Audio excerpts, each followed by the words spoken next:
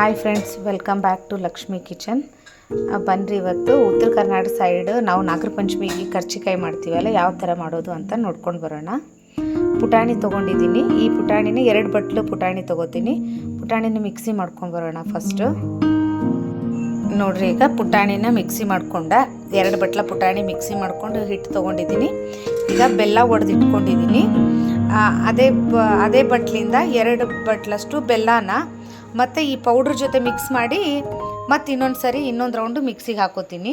2 mix ಆಗಬೇಕಲ್ಲ ಚೆಂದಾಗೆ, ಅದಕ್ಕೆ ಇನ್ನೊಂದು ಸರಿ ಮಿಕ್ಸಿಗೆ ಹಾಕೊಳ್ಳೋಣ.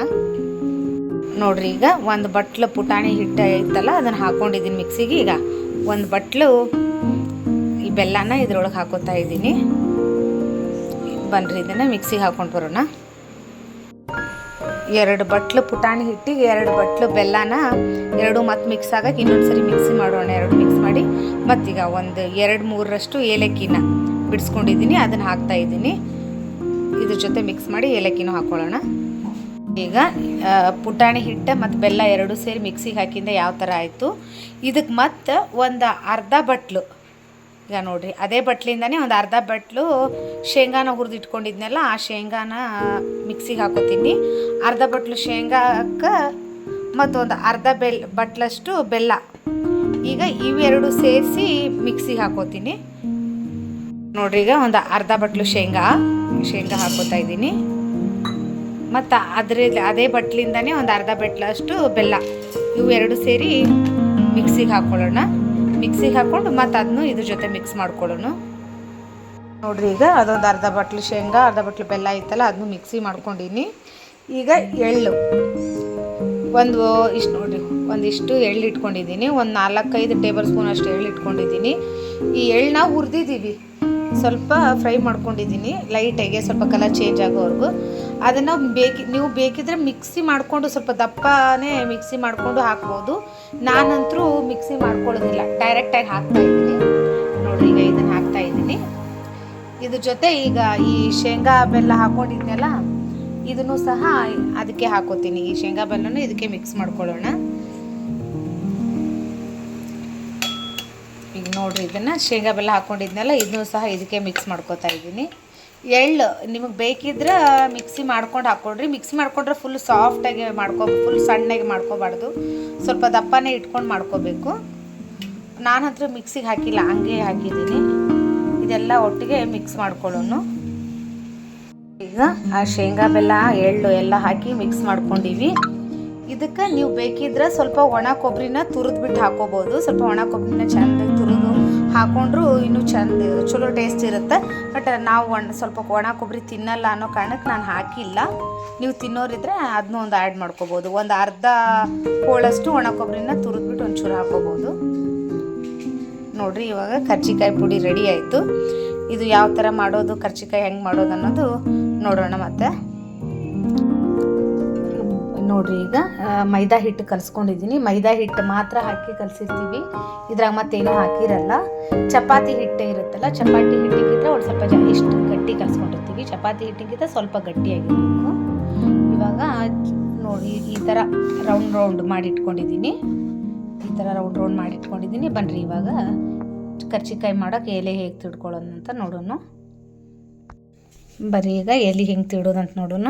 ಈಗ ನೋಡಿರಿ, ರೌಂಡ್ ಮಾಡಿ ಇಟ್ಕೊಂಡಿದ್ನಲ್ಲ, ಅದು ಸ್ವಲ್ಪ ಮೈದಾ ಹಿಟ್ಟು ಸೈಡ್ ಇಟ್ಕೊಂಡಿರ್ತೀವಿ. ಮೈದಾ ಹಿಟ್ಟು ಹಚ್ಚಿ ಲಟ್ಸೋದು.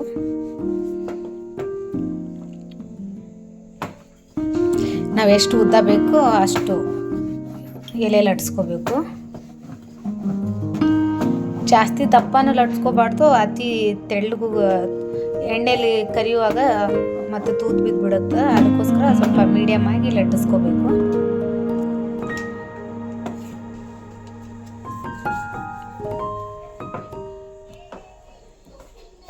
ಈ ಥರ ಕರ್ಜಿಕಾಯಿ ಎಲೆನ ಸ್ವಲ್ಪ ಉದ್ದ ಲಟ್ಸ್ಕೋಬೇಕು.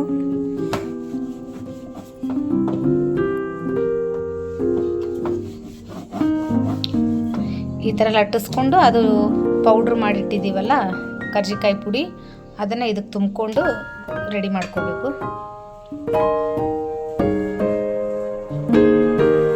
ಇದನ್ನು ಪುಡಿ ಮಾಡಿದ್ವಲ್ಲ, ಮತ್ತು ನೋಡ್ರಿ, ಇದು ಸ್ವಲ್ಪ ಹಾಲು ಮತ್ತು ಈ ಕರ್ಜಿಕಾಯಿ ಪುಡಿ ಇರುತ್ತಲ್ಲ ಇದನ್ನು ಸ್ವಲ್ಪ ಇದಕ್ಕೆ ಹಾಕಿರ್ತೀವಿ. ಯಾಕಂದರೆ ಅದನ್ನು ಸೈಡ್ ಅಂಟಿಸಿ ಹಚ್ಚಾಕ ಈ ಥರ ಇದರಿಂದ ಹಚ್ಚೋದು, ಈ ಥರ ತುಂಬ್ಕೊಳ್ಳೋದು ನೋಡಿರಿ.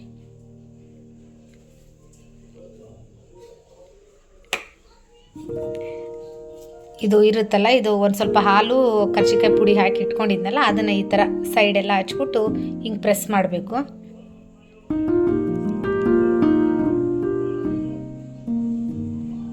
ಈ ಥರ ಪ್ರೆಸ್ ಮಾಡಬೇಕು. ನೋಡಿರಿ ಕರ್ಜಿಕಾಯಿ ಹೆಂಗಾಯ್ತು.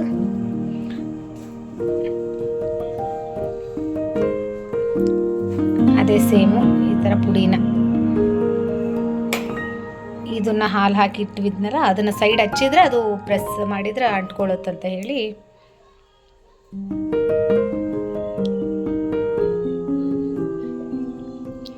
ನೋಡಿರಿ ಕರ್ಜಿಕಾಯಿ ಈ ಥರ ಪ್ರೆಸ್ ಮಾಡಿ ರೆಡಿ ಮಾಡೋದು. ಇವಾಗ ಇದು ಬನ್ನಿರಿ ಎಣ್ಣೆಲಿ ಹಾಕಿ ಫ್ರೈ ಮಾಡೋಣ. ನೋಡಿರಿ ಒಂದು ಕಡಾಯಿ ಒಳಗೆ ಎಣ್ಣೆ ಹಾಕಿ ಇಟ್ಕೊಂಡಿನಿ. ಎಣ್ಣೆ ಬಿಸಿ ಆಯಿತು. ಇವಾಗ ಕರ್ಜಿಕಾಯಿನ ಅದಕ್ಕೆ ಹಾಕಿ ಫ್ರೈ ಮಾಡೋಣ.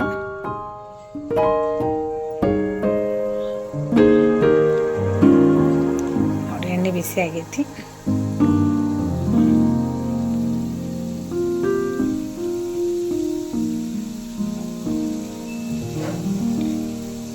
ಈ ಥರ ಹಾಕಿ ಫ್ರೈ ಮಾಡೋದೀಗ.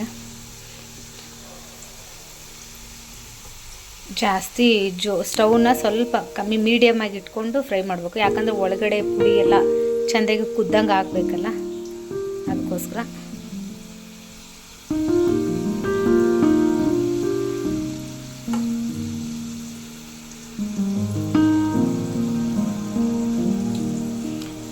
ಇದ್ರೊಳಗಡೆ ಪುಡಿ ಒಳಗಡೆ ನಾನು ಹೇಳಿದ್ನಲ್ಲ ಕಾಯಿ ಒಣ ಕೊಬ್ಬರಿನ ತುರಿದ್ಬಿಟ್ಟು ಹಾಕಬೇಕು ಅಂತ. ಇಷ್ಟ ಇದ್ದವರು ಹಾಕ್ಬೋದು, ಇಲ್ಲ ಅಂದರೆ. ಯಾಕಂದರೆ ಜಾಸ್ತಿ ದಿನ ಇಡೋಕ್ಕಾಗಲ್ಲ. ಅದು ಕಾಯಿನ ತುರಿದ್ಬಿಟ್ಟು ಹಾಕಿದ್ವಂದ್ರೆ ಮತ್ತು ಬೇಗನೆ ಸ್ಮೆಲ್ ಬರೋಕ್ಕೆ ಸ್ಟಾರ್ಟ್ ಆಗಿಬಿಡ್ತಾವೆ. ಅದರಿಂದ ನಾನು ಕೊಬ್ಬರಿ ಹಾಕಿರಲ್ಲ. ಬೇಗ ತಿಂದು ಖಾಲಿ ಮಾಡ್ತೀನಿ ಅನ್ನೋ ಹಾಗಿದ್ರೆ ಒಂದು 10 to 15 days ಒಳಗಡೆ ಖಾಲಿ ಮಾಡ್ತೀನಿ ಅನ್ನೋ ಹಾಗಿದ್ರೆ ಒಣ ಕೊಬ್ಬರಿನ ತುರಿದ್ಬಿಟ್ಟು ಹಾಕೋಬೋದು. ನೋಡ್ರಿ ಕಲರ್ ಸ್ವಲ್ಪ ಚೇಂಜ್ ಆಯ್ತಲ್ಲ.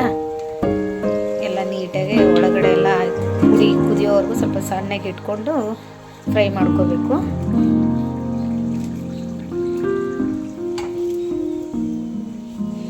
ನೋಡ್ರಿ ಬಿಸಿ ಬಿಸಿ ಕರ್ಜಿಕಾಯಿ ರೆಡಿ ಆಯಿತು. ನೀವು ಒಂದ್ಸರಿ ಮಾಡಿಬಿಟ್ಟು ಟೇಸ್ಟ್ ನೋಡಿ. ನನ್ನ ಚಾನಲಲ್ಲಿ ಬರೋ ರೆಸಿಪಿಗಳು ಯಾವ್ಯಾವ ನಿಮ್ಗೆ ಇಷ್ಟ ಆಗ್ತಾ ಇದ್ದಾವೆ ಅನ್ನೋದು ಒಂದ್ಸರಿ ನೀವು ನೋಡಿಬಿಟ್ಟು ಹೇಳಿ. ಪಂಚಮಿ ಉತ್ತರ ಕರ್ನಾಟಕ ಸೈಡ್ ಪಂಚಮಿ ಸ್ಪೆಷಲ್ ಏನೆಲ್ಲ ಐಟಮ್ ಮಾಡ್ತಾ ಇರ್ತೀವಿ ಡೈಲಿ ನನ್ನ ಚಾನಲಲ್ಲಿ ಬರ್ತಾ ಇರುತ್ತೆ. ನನ್ನ ಚಾನಲ್ನ ಒಂದು ನೋಡಿ ಸಬ್ಸ್ಕ್ರೈಬ್ ಮಾಡಿ, ಲೈಕ್ ಮಾಡಿ, ಬೆಲ್ ಐಕಾನ್ನ ಪ್ರೆಸ್ ಮಾಡಿ.